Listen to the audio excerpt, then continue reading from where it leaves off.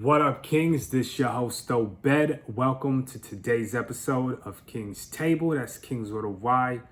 Today, I answer the question: Does a woman lying about being on birth control before sex a violation of male reproductive rights? Now, before I get into that answer, as always, if you haven't liked, commented, subscribed, followed, or shared this post or page, go ahead and do so. Show the boys some love. Now back to the answer.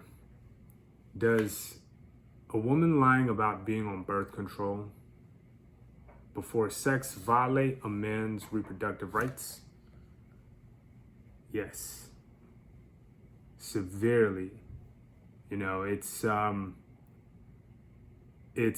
of a forced thing, and it goes always back to choice and consent, you know.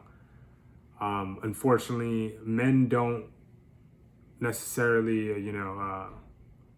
I guess, grow the seed. You know, we can't get pregnant, right? Men can't get pregnant. But that's not where our value is in society. You know, our value is in what we can provide. And if, a woman, lies about it in the effort to get money, that's a whole nother level of deception, because it's intentional and it's vile. And, we need to speak up about this as kings, as society, as men, that's why I have my podcast, King's Table. You could check it out in the link in my bio on Instagram. And the whole point of my podcast is to share men's experiences, things like this, where a woman will lie about being on birth control. I haven't covered that yet, but it is something that I definitely want to cover.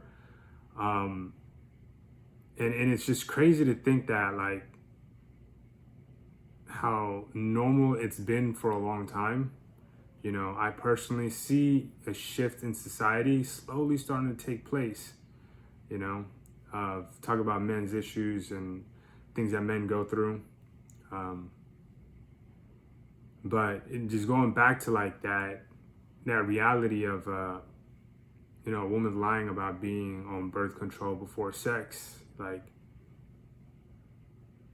it's like it takes away so many choices for men, in the sense of like what they can do with their lives. I remember, I forgot the name of who this exactly was. I'll probably, leave it in the description or something, but there's like this famous woman, and she was like, I'm so glad that I had an abortion when I was young, because I wouldn't have been the person I am today, or successful, or have created the things that I've created, and again, like, me as a man, I have no control or input into, a woman's body or her choice.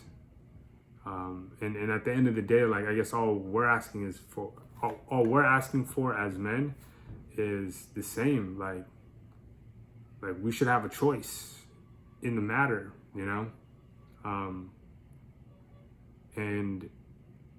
and I feel like, as adults having adult conversations, kings and queens just being real with each other, like, a lot of that would be, a lot of these problems, or I don't want to say problems, a lot of these opportunities for growth for us kings can be refocused onto things to produce versus conflict to overcome, right? And I always go back to, be cautious of who you bring into your life, the people, the friends, even family, just be cautious, because not everyone's going to be as real as you, or recognize, who you are, or even be aware of who they are. Sometimes that does happen. And, we as kings and queens, we just got to be aware of that, of our environment. And anyone that just brings negativity, just cut them off. If they ain't vibing with you, cut them off. Ain't no hard feelings. You trying to flourish, you know? And with that being said, you know, like, fix your crown, Kings. The world needs you.